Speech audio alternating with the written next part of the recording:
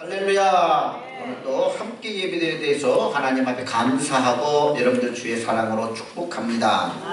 오늘 말씀 누가복음 14장 25절로 35절 말씀, 우리 요절 말씀 34절을 같이 크게 읽어보도록 하겠습니다. 시작. 소금이 좋은 것이나 소금도 만일 그 맛을 잃으면 무엇으로 짜게 하리요. 성경에서 우리 크리스찬들을 비유할 때 빛과 소금으로 비유합니다. 세상에 대해서 빛과 같이 저들 밝히는 성도가 되어라. 소금처럼 세상의 부패를 방조하고 또 세상을 맛깔나게 맛을 내는 그런 성도가 되어야 된다. 이렇게 성경은 가르치고 있습니다. 특별히 오늘 성경 본문에서는 과연 우리가 세상에 대해서 소금의 역할을 감당해야 되는데 과연 그 소금의 맛은 무엇인가? 어떻게 해야 정말 소금의 짠맛을 내는 그런 성도가 될 수가 있는가 가르치고 있습니다. 이 본문은 또한 우리가 어떻게 예수님의 제자가 될 것인가를 말씀해주고 있는 본문입니다. 오늘 말씀을 통해서 우리가 세상에 소금 같은 존재가 되어야 되는데 어떤 예수의 제자가 되어야 그 맛을 내는 성도가 될 수 있을까? 배움으로 은혜 받는 복된 시간 될 수 있기를 주님의 이름으로 축원합니다. 첫째로 예수님을 가장 사랑하는 것, 이것이 바로 예수의 제자요, 이것이 소금의 짠맛을 낼 수 있는 그런 성도라고 볼 수가 있는 것입니다. 다 같이 26절을 큰 목소리로 같이 읽어보겠습니다. 시작. 무릇 내게 오는 자가 자기 부모와 처자와 형제와 자매와 더욱이 자기 목숨까지 미워하지 아니하면 능히 내 제자가 되지 못하고. 오늘 이 말씀을 읽다가 보기에는 상당히 우리 마음에 부담이 되는 말씀이 아닐 수가 없습니다. 어떻게 자식이 자기를 낳아주고 길러준 부모를 미워할 수가 있는가? 어떻게 자식을 미워할 수 있는가? 어떻게 아내를 미워할 수가 있는가? 아니 성경이 어떻게 부모도 미워하고 자식도 미워하라고 가르치는가? 근데 우리가 성경을 알고 하나님을 알게 되는 사람들, 하나님은 결코 미워하라고 가르치는 분이 아닙니다. 그럼 이 본문은 도대체 어떤 말씀일까요? 이는 다른 말로 바꾸어 보게 되면 하나님을 가장 사랑하라는 이야기입니다. 자기 목숨을 미워하라. 어떻게 자기 목숨을 미워할 수가 있어? 이 말은 뭐냐? 자기 목숨보다도 하나님을 더 사랑하라. 부모보다도 처자식보다도 하나님을 더 사랑하라. 이런 말씀인 것입니다. 한마디로 말하면 사랑의 우선순위다라고 할 수가 있는 것이지요.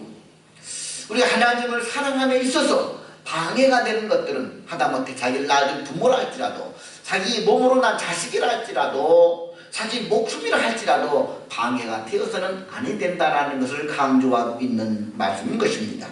예수님을 마음의 첫 자리에 모시고 절대적으로 사랑해야 된다, 이것을 가르쳐주고 있는 것입니다. 마태복음 10장 37절에서는 아비나 어미를 나보다 더 사랑하는 자는 내게 합당하지 아니하고 아들이나 딸이나 딸을 나보다 더 사랑하는 자도 내게 합당하지 않다라고 구체적으로 말씀하셨습니다. 예수님은 자기를 따르는 자들에게 절대적으로 충성을 요구하고 있는 걸 볼 수가 있습니다. 이는 예수님께서 자신의 고귀한 목숨을 희생하기까지 우리를 절대적으로 사랑했기 때문인 것입니다. 우리가 이렇게 주님을 절대적으로 사랑할 때 어떤 희생을 무릅쓰고라도 주님을 따를 수가 있는 것입니다. 사람들이 때로 부모님 때문에, 때로는 자식 때문에, 때로는 친구들 때문에 주님을 사랑하고 주님을 따르는데 방해를 받을 수가 있습니다. 과거에는 여러 일제강점기에는 일본의 그런 압제 앞에서, 공산주의 치하에서는 공산주의의 총칼 앞에서 우리가 하나님을 사랑하고 따르는데 그와 같은 것들이 방해가 되었습니다. 그러나 정말 하나님을 사랑했던 믿음의 사람들을 보게 되면 어떠한 총칼 앞에서도 핍박 앞에서도 하나님을 사랑하는데 방해가 되지를 못했습니다. 그만큼 하나님을 사랑하라는 것이지요. 우리가 이렇게 주님을 사랑하려고 할 때 떠오르는 단어는 일편단심이라는 단어입니다.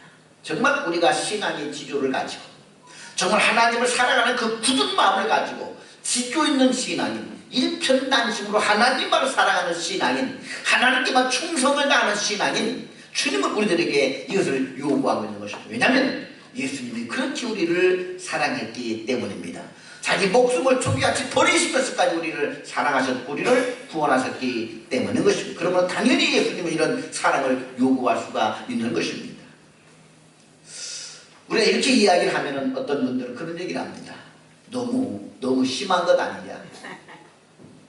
어떻게 주님을 사랑하는 데 있어서 부모, 처자식까지보다도 더 사랑하라고 할 수 있느냐. 그 같은 것은 광신자들이나 하는 일이 아니냐 하면서 우리의 신앙에 대해서 대꾸를 하고 합리적인 말로 우리를 비방합니다. 그럼 그런 분들에게 제가 하나의 예를 들어봅시다. 우리가 일편단심하면 생각나는 사람이 고려조 말기에 충신이었던 정몽주가 생각이 납니다. 그분이 일편단심의 마음을 담은 단심가라고 하는 시조를 지었습니다. 이 몸이 죽고 100번 고쳐주고 백골이 진토되어 넋이라도 있고 없고 임향한 일편단심이랴 가실 줄이 있으랴. 이는 마지막 고려조 충신으로서 나는 황제 앞에, 고려 황실 앞에 나는 충절을 지키겠다라고 했던 그 자신의 마음을 표현한 것입니다. 우리는 이와 같은 정몽주를 충신이라고 얘기하고 있고, 제가 어떻게 이 시조를 외울 수가 있느냐. 어릴 때, 초등학교 때 이미 시조를 외웠기 때문입니다. 이것을 칠판 옆에다가 액자로 걸어놨었어요. 그리고 늘 이것을 외우라고 했습니다. 아, 저게 충신이구나, 저게 충절이구나, 우리 나라 민족 앞에 저런 충성스러운 국민이 대대이구나, 그것을 배웠습니다. 일제시대 때는 대한제국의 독립을 위해서 초기같이 자기 목숨까지도 아까워하지 아니하고 그런 독립투사로 살아갔습니다.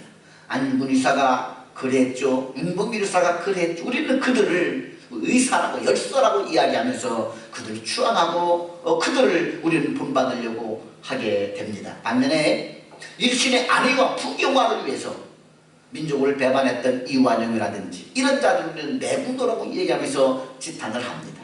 그러면 생각해 봅시다. 자, 정몽주가 고려주 마지막 충신으로서 절개를 지키다가 그런 선축교에서 그런 이방원이 보낸 자에 의해서 철퇴로 머리가 빠스려져서 죽습니다. 아버지가 죽고 나자 그의 가문은 어떻게 되겠습니까? 그는 조선의 개국과 함께 모든 고려 황실의 신하들이 다 추방을 당하고 가문이 다 몰수당하고 그의 가손들은 다 노비로 팔려버리게 될 때 정몽주의 가족들도 다 패가망신하고 그리고는 그 부모, 형제 자매들도 관직으로 쓰고 없고 이렇게 낙향을 하게 됩니다.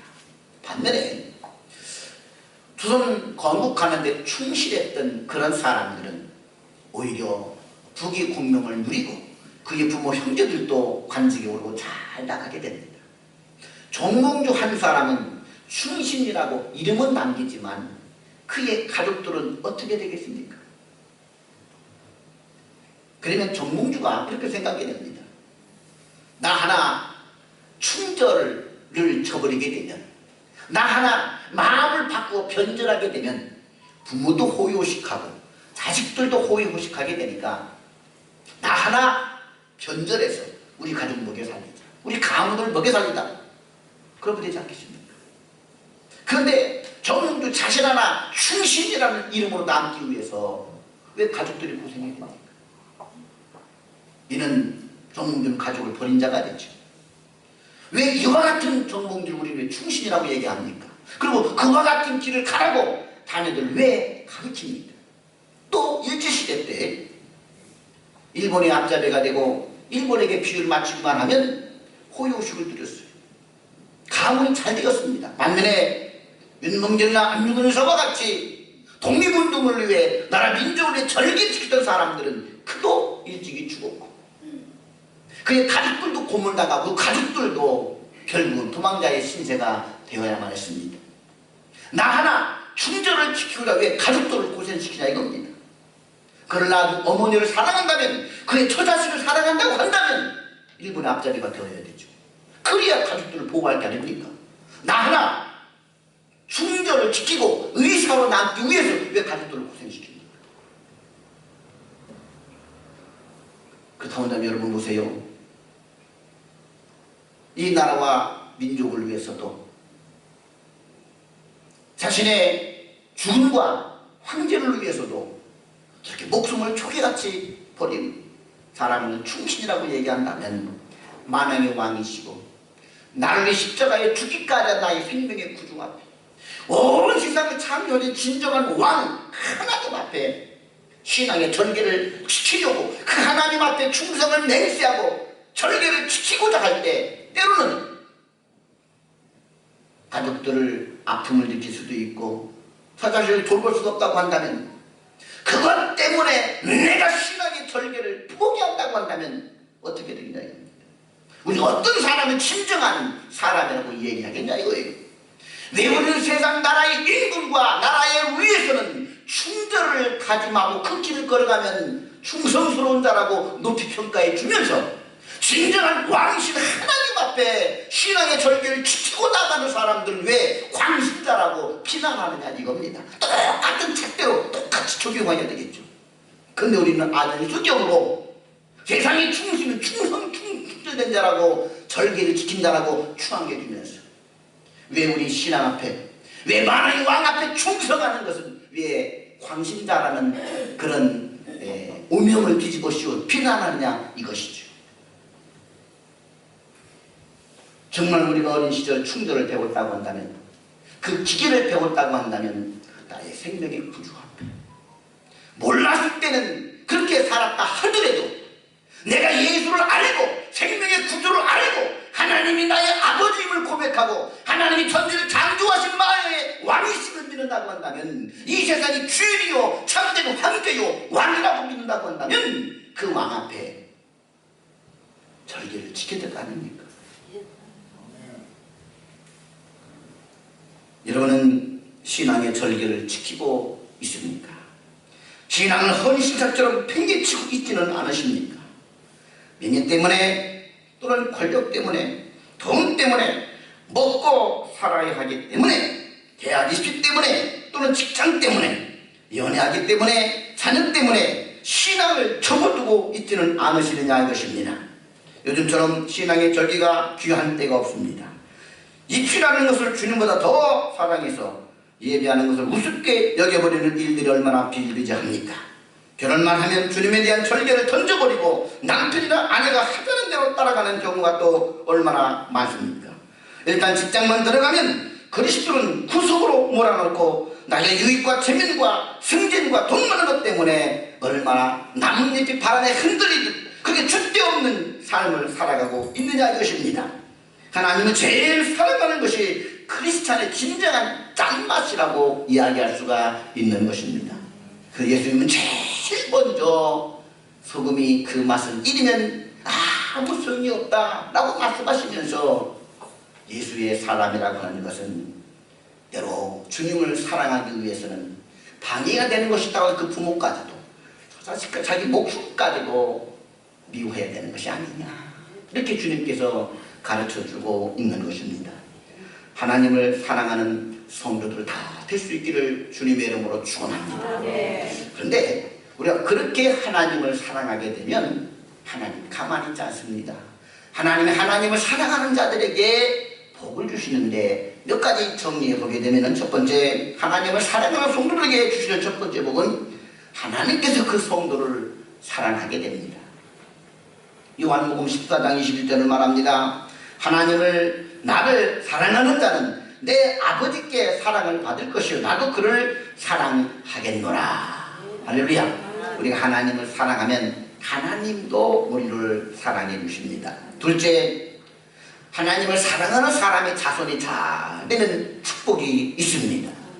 성경은 이렇게 말합니다. 곧 내가 오늘 네게 명하여 내 하나님 여호와를 사랑하고 그 모든 길로 행하며 그 명령과 규례와 법도를 지키라 하는 것이라. 그러면 내가 생존하여 번성할 것이요 또 내 하나님 여호와께서 네게 가서 차지할 땅에서 네게 복을 주실 것입니다. 할렐루야. 법도를 지키게 되면은 그가 생존하고 번성하고 자녀가 잘 된다라고 축복하여 주십니다. 셋째로 물질의 복을 받게 됩니다. 하나님은 우주의 모든 것을 다 만드신 주인이십니다. 그러므로 금과 은과 보석과 산과 바다 모두가 다 하나님의 것입니다. 부귀도 하나님의 것이고 재물과 영화도 하나님의 것입니다. 하나님은 이 모든 것을 하나님을 사랑하는 자에게 주시기를 원한다고 이렇게 성경 말합니다. 이는 나를 사랑하는 자가 재물을 얻어서 그 곳간에 채우게 하려 함이니라. 할렐루야. 부유한 자가 되길 원하십니까? 재물의 복을 받기를 원합니까? 그러면 하나님을 사랑하시기를 바랍니다. 넷째로 모든 것이 협력하여 선이 이루어지는 은혜가 있게 됩니다. 로마서 8장 28절을 말합니다. 우리가 알거니와 하나님을 사랑하는 자 곧 그의 뜻대로 부르심을 입은 자들에게는 모든 것이 협력하여 선을 이루느니라. 모든 것, 병듦과 가난과 아픔과 세상 그 모든 것들, 그 불행한 요소들까지도 모든 것이 협력하여 뭐를 이루느냐? 좋은 결과를 만들어낸다는 거예요. 하나님을 사랑하는 자는 결국은 인생의 모든 결말과 모든 삶을 살아내는 모든 일들의 결국이 다 좋다는 것입니다. 반대로 하나님을 사랑하지 않는 자는 아무리 지금은 잘 나가는 것 같아도 결말이 좋지 않다는 것입니다. 하나님을 사랑하는 자는 늘 결말이 좋아요. 할렐루야. 하나님을 사랑하며 이 복을 받아 누리는 우리 모두가 될 수 있기를 주님의 이름으로 축원합니다. 사랑합니다 나의 예수님, 사랑합니다 아주 많이요, 사랑합니다 나의 예수님, 사랑합니다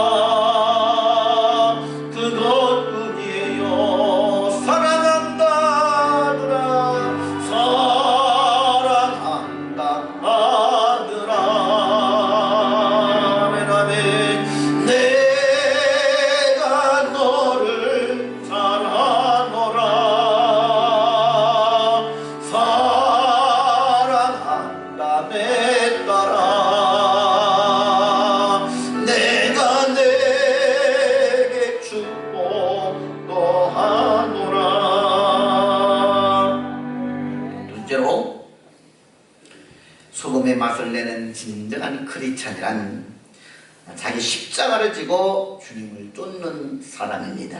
다같이 27절을 같이 읽어보겠습니다. 시작. 누구든지 자기 십자가를 지고 나를 따르지 않는 자로 의인의 제자가 되지 못하리라. 할렐루야. 십자가를 져야 된다. 자기 십자가를 져야 된다. 이거는 내가 져야만 하는 나의 십자가라는 것입니다. 하나님께서 우리를 지극히 사랑하셨습니다. 하나님의 사랑, 우리는 어떤 모습이었습니까? 하나님을 떠나서 방황하면서 그런 사탄과 마귀의 노예가 되고 죄의 노예가 되고 사망 권세 앞에서 압제를 당하며 우리는 지옥으로 갈 수밖에 없는 망령된 인생, 하나님의 저주받은 인생을 살고 있었습니다. 이런 인생을 하나님이 사랑하신 겁니다. 무엇이 포기타고 사랑했을까요? 그러므로 이것은 우리가 은혜인 것입니다. 하나님은 이런 죄인들을, 죄범한 인생들을, 죄와 사망의 노예가 되어 사탄 마귀의 종이 되어 살아가는 인생들을 구원하기 위해서는 그 대가가 필요했습니다. 사랑하는 데 필요한 대가지요. 그것은 바로 독생자 예수 그리스도가 십자가에 죽는 죽음의 대가였습니다. 하나님은 자기 아들을 십자가 내어주는 대가를 지불하면서까지 우리를 죄와 사망에서 건져주시고 지옥불에 건져주시고 하나님의 백성이 되게 하여 주셨습니다. 할렐루야. 아멘. 예수님께서는 인류를 구원함에 필요한 대가를 지불하기 위해서 기꺼이 십자가를 지셨습니다. 이것은 누구도 져줄 수 없는 십자가, 하나님의 아들이신 예수님만이 질 수 있는 십자가였던 것입니다. 예수님도 이 십자가를 지고 싶지 않았습니다. 하나님, 이 잔을 내게서 옮기시옵소서.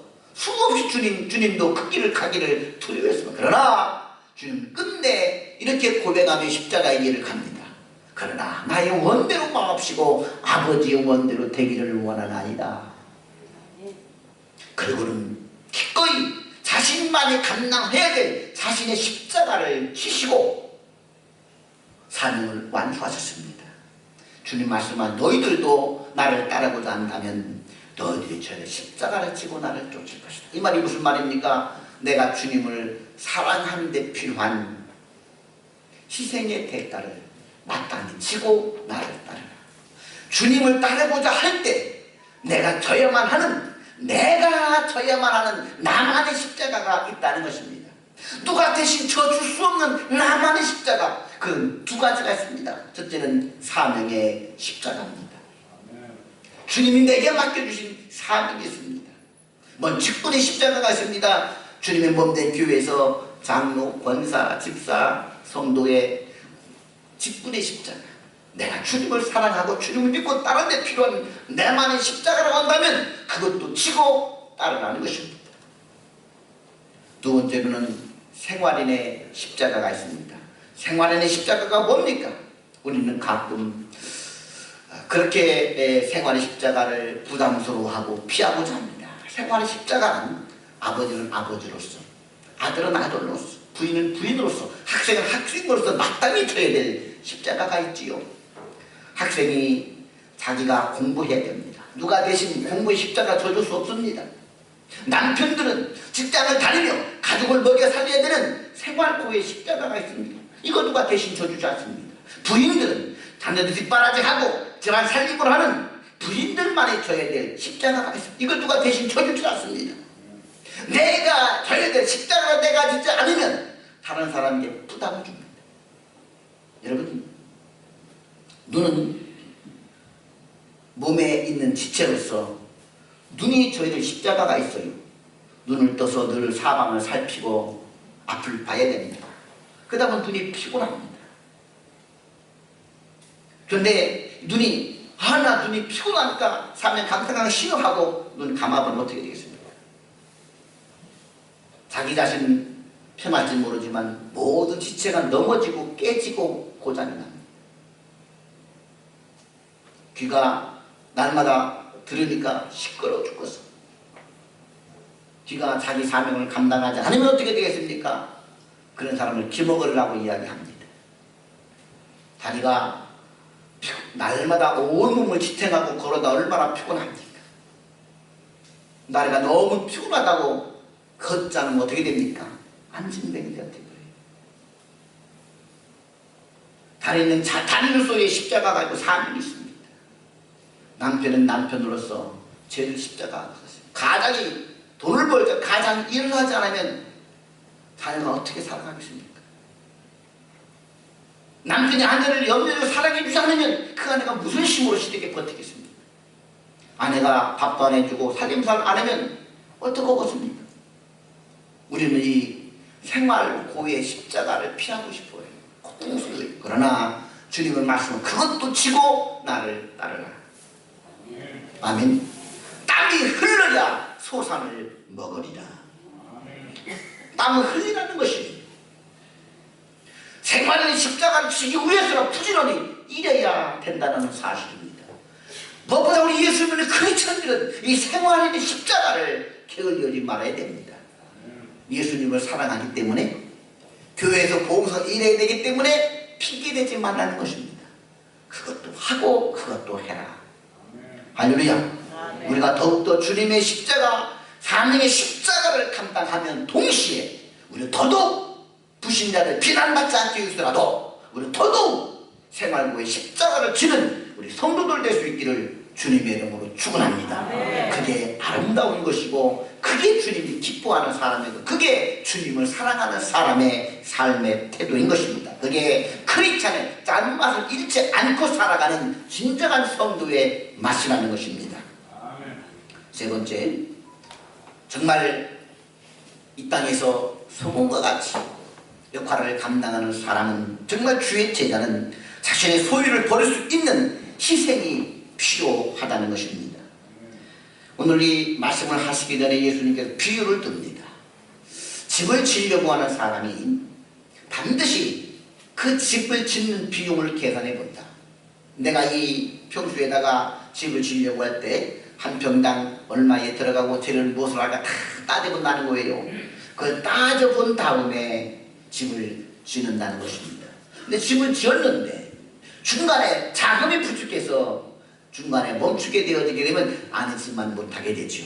또 전쟁을 하는 왕이 상대 나라와 전쟁을 벌일 때 우리나라의 병력과 또 원수의 나라의 병력을 계산해보고 우리나라의 어떤 전투력을 다 계산해보니까 도저히 이 전쟁에서 승산이 없습니다. 그러면 전쟁을 벌이지 않고 화친을 청한다는 사실이죠.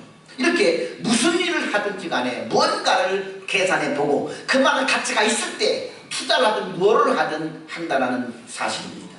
이것은 뭘 말해주느냐, 이 말씀을 하신 다음에 예수님께서 하시는 말씀이 오늘 본문의 말씀인 것이지요. 우리 다 함께 33절 말씀 같이 읽어보도록 하겠습니다. 시작.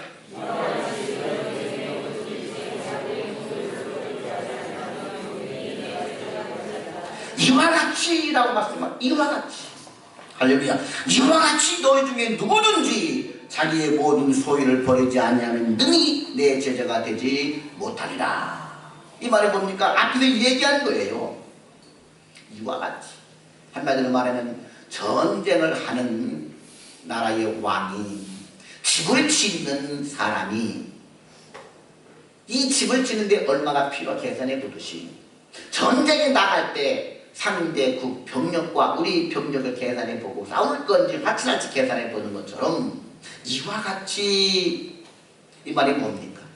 내가 정말 주님을 사랑하고 주님을 따르는데 내가 십자가를 져야 되고 주님을 사랑하고 주님을 따르는데 필요한 희생의 대가가 있다고 한다면 과연 목숨이라도 던질 만큼 정말 가치가 있는 것인지, 주님을 사랑하기 위해서 치루어야 될 희생의 대가를 치를 만큼 내가 정말 주님을 사랑하고 따르는 것이 가치 있는 일인지 계산해 보라는 거예요. 아멘. 내가 정말 예수 믿고 신앙의 길을 가는 것이, 그리고 이 신앙의 길을 가기 위해서 포기해야 될 것, 희생해야 될 것이 있다고 한다면 그 무엇을 희생해야 될 것인가를 따져보라는 것입니다. 그렇게 희생을 하면서까지도 과연 주님을 사랑하고 따를 가치가 있는지를 계산해 보라는 거예요. 그리고 주를 따르라. 계산이 끝났으면 미련 없이 투자하는 것입니다. 아멘. 자, 어느 사람이 집을 지어요. 자기 연립주택을 분양하려고 생각한다가 여기가 100평이다. 100평을 지어서 5층까지 지을 수가 있는데 이 5층까지 지을 땅 얼마, 짓는데 얼마. 그런 난 다 짓고 난 다음에 이걸 분양하게 될 때 계산 두드려 보니까 다 짓고 들어가는 비용이 한 10억인데 분양을 다 맞추고 나면 20억이 생겨요. 10억이 남는구나. 두드려서 주판 두드려 결과가 나왔으면 아낌없이 10억을 투자한다는 것이죠. 아멘. 그런데 이거 10억 아까운데 이러고 있으면 되겠나 이겁니다. 그런 사람을 남편으로 두고 있다고 한다면 아내가 뭐라고 했습니까? 아이 등신아. 아멘. 그러지 않게 뻔히 보이는데 지금 이게. 그런 사람은 사아버지 말아야 돼요. 아멘. 일하러 가더라도 내가 지금 저쪽 직장 일하러 가면 왔다 갔다 하는데 비용이 한 달에 30만 원 들고 밥 먹고 다 비용이 들고 100만 원 들어간다. 그런데 1000만 원 월급 받는다. 그 직장 가야 돼서 안 가야 되겠어요? 가야 되죠. 그런데 매달 출근하는데 버스 비든지 전철 비든지 거기까지 멀리 가려니까 힘도 들고, 그리고 안 가면 뭐라고 그랬습니까? 이런 사람은 백수라고 그래요. 이런 사람을 믿고 산 아내나 남편들이 뭐라고, 아내나 자녀들이 뭐라고 하겠습니까? 내가 당신 믿고 사던 앞에 캄캄하다. 아멘. 이득이 있으면, 그만한 가치가 있으면 미련 없이 투자하는 것이죠. 아멘. 이와 같이 너희 중에 누구든지 자기 모든 소유를 버리지 않으면 너희 내 제자가 되지 못하리라. 아멘. 우리가 예수를 믿고 확신했으면 필요한 소유를 버리라는 거예요. 내가 가진 소유가 있습니다. 내가 가진 시간이라고 하는 소유를 가지고 있어요. 하루 24시간 가지고 있어요. 내가 주님을 사랑하는데 필요하다고 한다면 시간도 기꺼이 버릴 수 있는 자세. 시간을 들여서 예배드리고 시간을 들여서 헌신하고 시간을 들여서 봉사하는 자세가 필요하다는 것이죠. 그 시간을 버리지 못하면 그는 주님을 따른 제자가 될 수 없다는 거예요. 물질을 소유하고 있습니다. 내가 주님을 사랑하고 내가 주님을 따르는데 물질이 필요하다고 한다면 그 내놓을 수 있는 자세가 필요하다는 것이죠. 계산이 섰으면 확실히 투자하는 것입니다. 망설이지 말라는 것입니다. 그만한 가치가 있다고 한다면 망설이지 말라는 거예요. 할렐루야. 그게 주님을 따르는 자세라는 사실입니다. 정말 내가 생명을 드려도 아까워하지 않을 만큼, 시간을 들고 물질을 드리고 나의 건강을 드려도 아까워하지 않을 만큼 정말 예수가 내 인생에 소중한 분이십니까? 하나님이 내 인생의 주인이십니까? 그렇다고 한다면 우리는 기꺼이 주님을 사랑하는 데 들어가는 모든 비용 기쁨으로 투자하고 헌신할 수 있기를 주의 이름으로 축원합니다. 그게 진정한 크리스찬이라는 것이죠.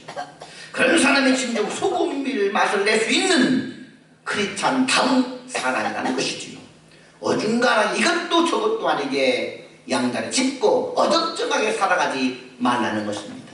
물에 물 타듯이 술 타듯 살아가지 말라는 거예요. 이왕 믿으려면 확실하게 믿으라는 것입니다.